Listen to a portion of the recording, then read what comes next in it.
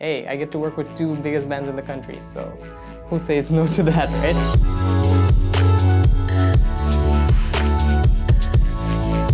Hi, my name is Rakat Zami, and I am a music producer, audio engineer, and a sound designer. So my whole journey, working with music, essentially just starts from me, picking up the guitar, basically. I wanted to record my own songs. I was writing originals, and I wanted to record them, but I didn't know anybody who owns a studio at that time, or I didn't have any connections with anybody to a studio, or I knew anybody.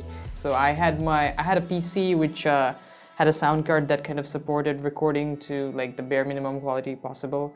And then so I just hooked my guitar in, some microphones in there, and that was it. And I was off. And ever since that time, up until this point in life, it was kind of trial and error, reading up on articles, watching videos as much as I could. No formal education whatsoever, and everything was kind of self-taught, and me just rolling through the internet trying to find out as much as information as possible. Downtown colors greet us well, nostalgia's been our friend. After I finished my A-levels, there was this company, there's a music management firm called LiveSquare that used to exist.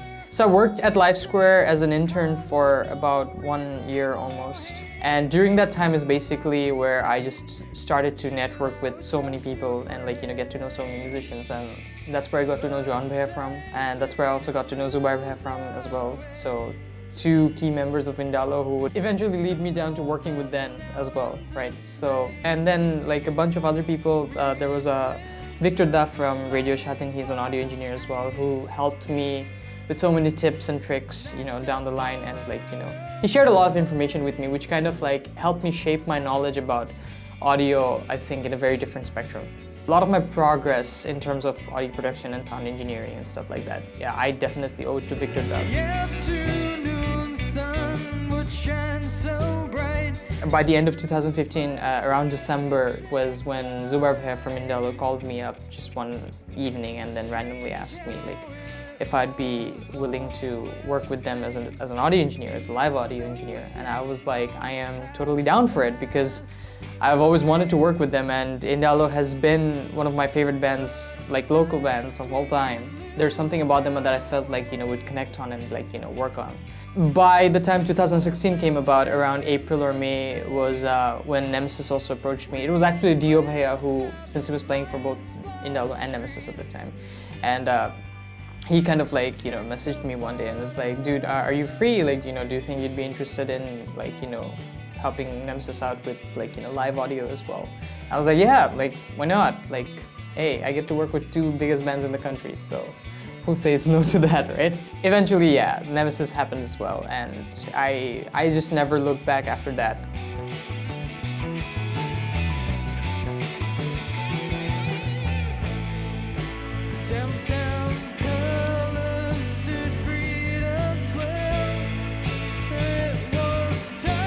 I think there are not really much to go about on when it comes to disadvantages of working with music, because other than these few little things. And obviously exposure is important and stuff like that, but then you build exposure, you build reputation over time. I think, and I also look at the disadvantages in a positive light. So there will come a time where eventually I will be able to secure myself as a safe option. A lot of my friends, when I started working as an audio engineer, they would ask me that what it feels like, to work with two of the biggest bands in the country, Indalo and Nemesis, right? And I would tell them that it is, for me, it's normal. I am working with humans at the end of the day, so yes, there is a certain sense of responsibility, there is a certain sense of pressure and whatnot. When I walk onto the console, the sound console, to balance the sound, to help the band get set up, at my fingertips, I have the responsibility not for just myself, not for 5 or 4 members on stage, but for hundreds of people that have come there, gathered there to watch this band play live, right? So I owe every one of them something. I am in control of a experience, basically. Understandably, like, you know, when you're working in the whole creative sector, you require a lot of support and you require a lot of, you know, voice of confidence coming from people you care about the most. And I have had full support and full confidence from my mother. I don't have a father. My father passed away in 2009. But my mom has been extremely supportive ever since of like every decision that I've made in my life. So when I started doing music and when I started to take music professionally, my mom was like, this is your choice and this is something that you love doing and I can see that, and you know, whatever happens onward is your responsibility. Like, you know, it's any consequences, any like falls, any positives, whatever happens, it's going to be on you. So I am just going to support you regardless of like, you know, whatever it is that you do.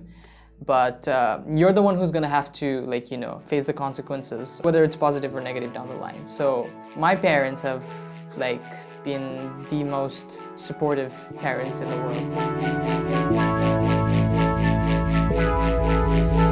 Aside from working as an audio engineer and a commercial music producer and composer, I do dabble in my own music. I think that's one of the other things that keeps my sanity in check because, you know, I get to vent my creative inspirations and creative ideas onto like, you know, just somewhere basically.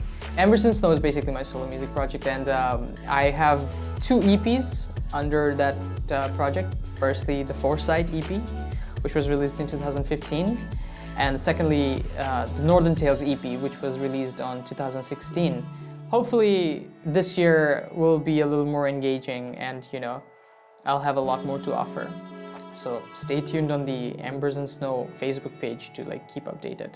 When it comes to creatives, whether it's music, whether it's film, or whether it's design or anything, I think you should probably just take every opportunity that you get. Just one opportunity could end up being the difference maker in your life. So don't take any opportunities lightly. Take them up as much as you can, but do make sure that, you know, they're reasonable opportunities and, you know, the offers that you're getting are reasonable, because, you know, you also don't want to cut yourself short. Always know what you're good at, what you're bad at, what your limits are, what your capacities are. Like, you know, always try to measure them all the time. Like every project that you finish, like, you know, and before you move on to the next, always measure yourself. Like, you know, where have you come from, you know, the previous project to your next project? Try to stay motivated. Like, you know, if you're feeling, you will feel low, you'll feel down, but try to stay motivated and, you know, dabble in things that makes you feel happy. Like, you know, if you're happy doing this, then keep on doing it. Like, you know, don't stop, don't ever look back.